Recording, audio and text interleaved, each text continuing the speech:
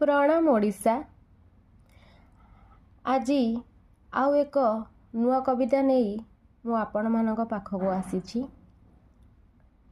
बेले बेले आमे आमर अति निजर लोक पाखरे अति निजर व्यक्तित्व पाखरे अभिमान करिथाउ।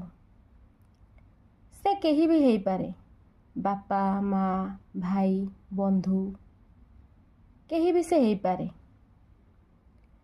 तेबे आजी मु आपण को सेई भली गोटे कविता सुनाइबा पई जाउछि। कवितार संज्ञा अभिमान साजे प्रश्न। आपण माने निश्चिंत भाव मते जणैबे मोर से अभिमानटी कहा उपरे। तेबे से दिन भी कांदुथिली आज भी कांदुछि, फरक खाली एतिकी से दिन मो कांदरे थिला अभियोग आउ आजी अछि अभिमान। किंतु काहा उपरे करिबी मो अभिमान, किए सही अदृश्य सत्ता। मोर हृदयर जंत्रणा जेबे पालटी जाए अभिमान रे, सेतेबेले आखिर लुह मोर साजी थाए रक्त मुखा।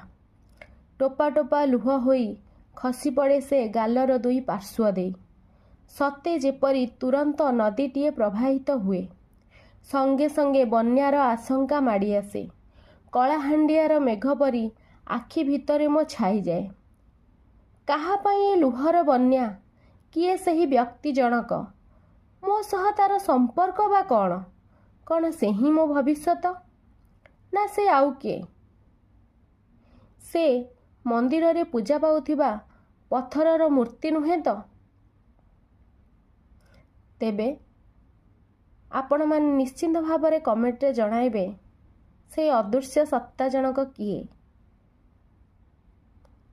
आजी पाई एतिकी रहिली। नमस्कार। जय जगन्नाथ।